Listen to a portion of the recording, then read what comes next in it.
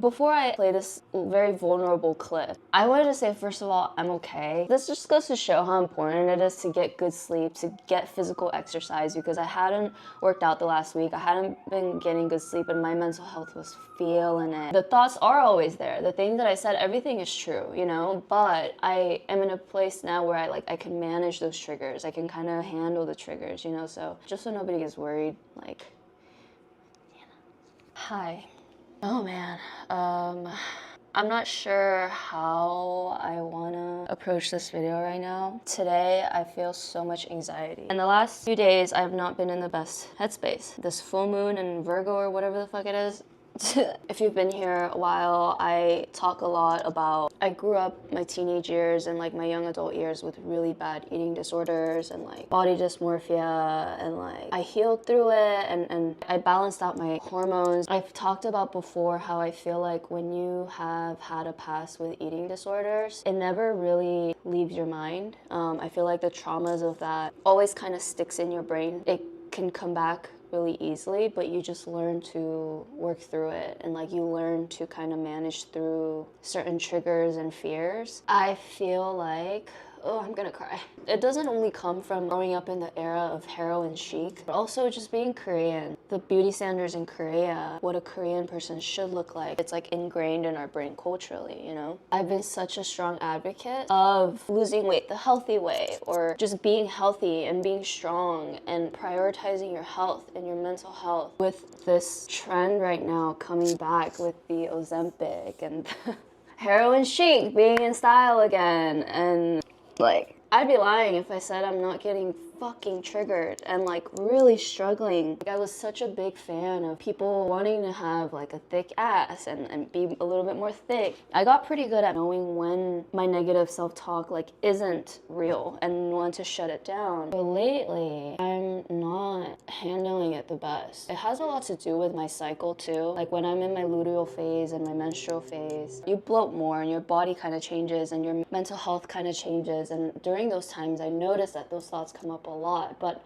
because I know where I'm at in my cycle, I can kind of shut it down. And it has a lot to do with my sleep too. Like when I'm getting good sleep, like I'm good, but there's fucking construction being built next to my bedroom and I haven't slept well and weeks and I'm feeling it. And maybe that's why I'm like this right now, but like it's so tough having these triggers come back, because like I can feel myself just being like, no, I shouldn't eat this. I don't want to eat this. I don't want to be bloated tomorrow. But it's like that's how it always starts. That's how it always started. And so I'm truthfully scared for myself. I don't know how to explain this feeling, because it's like I know I'm in control and I know I've beaten this, but I'm scared for myself, because I think when you guys have to understand, I was in this cycle of eating disorders from when I was like 16 to 24. When you have gone through that, this cycle is so vicious. It's like so vicious, where it like completely takes over your life. It completely takes over your mind and it completely takes over your body. And so it's like, even though I know I'm in control and that I've beaten it, regardless, knowing that, it's still scary when those triggers come up, because it's like at any moment I'm scared that I'm gonna like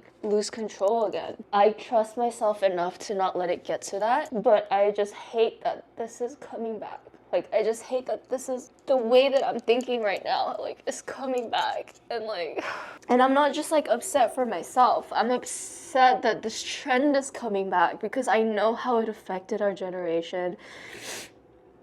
I know how it affected the kids growing up on that, seeing that that's what beauty is. Like, usually these thoughts come up and then like within a few days I'm able to be like, no, I'm good. Like I was just kind of going through it. I'm good. Like, moving forward. But now it's been a few weeks, and that's why I'm kind of like freaked out. Like I know how to manage it. I've gone through this, and I'm so grateful to have the health that I have, and we saw the disaster that it created, and it's like, damn, we're doing this again. Like, and I guess I'm kind of just, I know I'm not alone in this thought process. I know many people can relate. I just hope that we don't forget definition of beauty is always changing. I wish I could say I want to be an example of not having to follow these beauty trends and not wanting to look like that, you know, but I can't, because right now that's, truthfully, I'd